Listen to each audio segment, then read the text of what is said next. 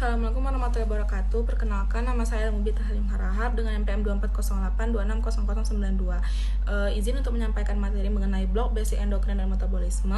Jadi di sini saya akan menyampaikan dengan judul materi hormon tiroid yaitu T3 dan T4. Yang pertama saya akan membahas mengenai proses sintesis dari hormon tiroid tersebut. Hormon tiroid itu tuh ada T3 dan T4. Dia itu disintesis di dalam kelenjar tiroid khususnya oleh sel folikuler. Proses pembuatan itu berlangsung sangat teratur dan juga bertahap.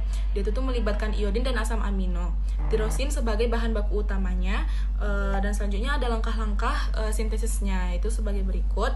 Yang pertama itu tuh ada iodine uptake atau sel folikuler menangkap iodin dari darah melalui protein transporter. Yang kedua ada oksidasi iodin, yaitu iodin dalam bentuk ion diubah menjadi bentuk aktif oleh enzim TPO.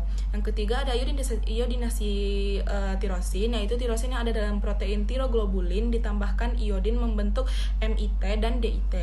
Yang keempat ada coupling atau penggabungan, yaitu DIT tambah MIT sama dengan T3 dan DIT tambah DIT yaitu sama dengan T4.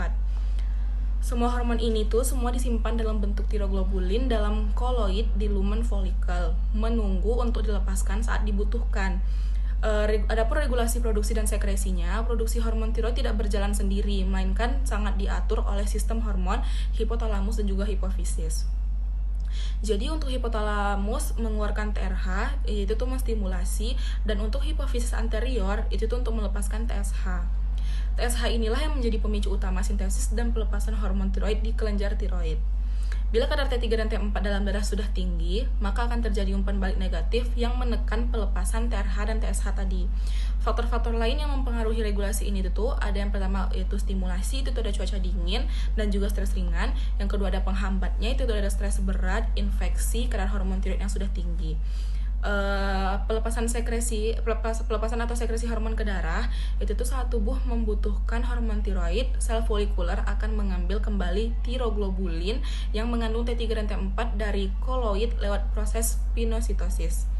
Enzim lisosom dalam sel akan memecah tiroglobulin, yaitu melepaskan T3 dan T4 bebas. Hormon ini kemudian dikeluarkan ke sirkulasi darah, MIT dan DIT yang tidak jadi hormon akan didaur ulang. Iodinnya disimpan kembali oleh sel. Dalam darah, T4 lebih banyak, namun T3 lebih aktif secara biologis. Transportasi dalam sirkulasi karena T3 dan T4 bersifat lipofilik atau tidak larut air, hormon ini tidak bisa beredar bebas di dalam darah. Oleh karena itu, ia menempel pada protein pengikat utamanya, yaitu ada protein TBG sama ada prealbumin dan juga ada albumin. Namun hanya kurang dari 1% dari T3 dan T4 yang bersirkulasi dalam bentuk bebas, dan justru hormon bebas inilah yang aktif secara biologis. Adapun mekanisme kerja hormon tiroid, setelah sampai ke jaringan target, T4 biasanya dia dikonversi dulu menjadi T3 oleh enzim deiodinase. T3 lalu masuk ke dalam inti sel dan berikatan dengan reseptor nuklir kompleks ini, kemudian berikatan dengan DNA di inti sel, mengaktifkan atau menekan gen tertentu. Hasil akhirnya adalah aktivasi sintesis protein baru yang akan mengatur berbagai fungsi sel. Hormon tiroid ini tuh dia bekerja mirip sama hormon steroid karena dia langsung mengubah ekspresi gen dalam sel target. Adapun efek fisiologis hormon tiroid ini itu memiliki pengaruh luas ke hampir seluruh sistem tubuh, terutama dalam mengatur metabolisme dan juga pertumbuhan. Efek metabolik yaitu ada meningkatkan basal metabolic rate, yaitu tubuh membakar lebih banyak energi, meningkatkan penggunaan oksigen, mempercepat oksidasi karbohidrat, pembakaran lemak, dan juga penghancuran kolesterol. Efeknya mirip seperti menekan pedal gas metabolisme.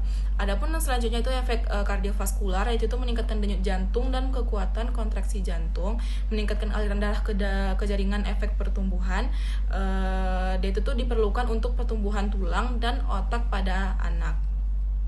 Bila defisiensi hormon terjadi pada masa anak-anak, risikonya itu bisa terkena kretinisme atau keterbelakangan fisik dan juga mental. Untuk efek sistem saraf, itu mempengaruhi fungsi otak, suasana hati, dan refleks. Kekurangan hormon dia bisa menyebabkan lemah, lambat, mudah depresi. Kalau kelebihan hormon dia menyebabkan gelisah, sulit tidur, dan juga mudah marah. Jadi, untuk kesimpulannya, hormon tiroid ini itu hormon vital yang mengatur kecepatan seluruh proses metabolik tubuh. Proses pembuatannya sangat kompleks dan dikontrol ketat oleh sistem hormon otak atau TRH dan juga TSH. Dalam jumlah yang tepat, ia menjaga suhu tubuh, berat badan, energi, fungsi otak, jantung, dan banyak lagi.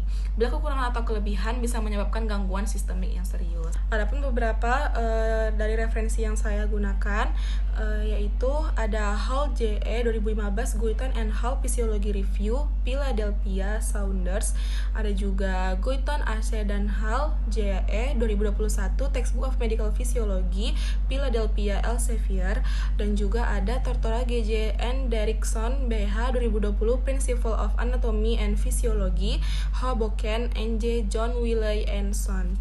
Baik, hanya sekian yang dapat saya sampaikan. Mohon maaf atas kesalahan. Terima kasih. Wassalamualaikum warahmatullahi wabarakatuh.